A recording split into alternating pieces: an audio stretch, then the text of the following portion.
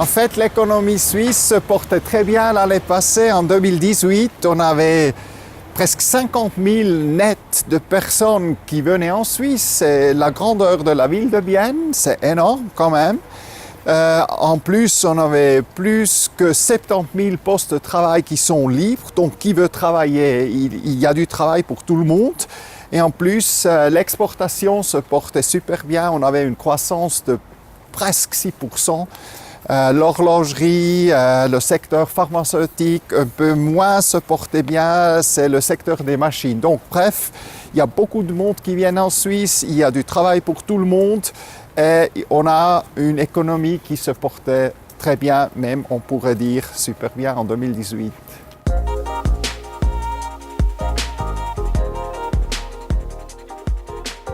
En fait, les loyers montent, mais ils montent seulement quand vous quittez l'appartement. On a observé une augmentation de 1,5% des loyers espérés, mais ça ne veut pas dire que le loyer monte quand vous restez dans l'appartement. C'est vraiment quand vous changez l'appartement, Genève, Zurich, Berne, Bâle, dans les villes, dans Lausanne. Mais si vous êtes dans l'agglomération, on observe plutôt des loyers à la baisse.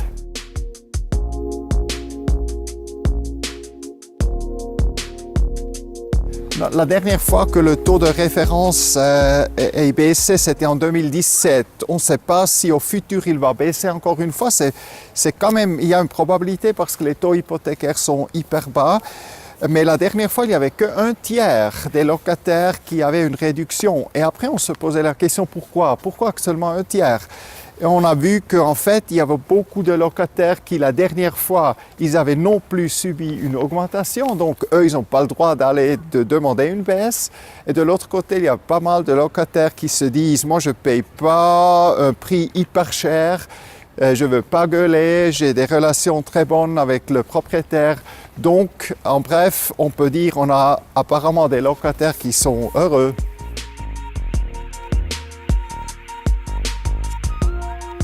En fait, les villas, on observe que le prix, il monte plus. On a presque un zéro, un moins 0,2.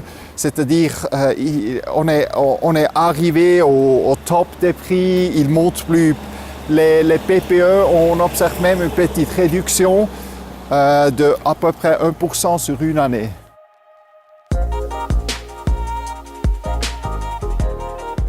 En fait, ce qui m'a surpris fortement, c'est que les prix des immeubles de rapport, ils ont réaccéléré. Moi, j'avais pensé qu'en fait, on est en train de freiner. On avait peur que les taux d'intérêt pouvaient monter, mais les dernières évolutions en Europe nous ont montré qu'en fait, M. Draghi ne veut pas monter. La banque Federal Reserve aux États-Unis non plus. Donc, tout le monde s'attend que les taux vont rester très bas.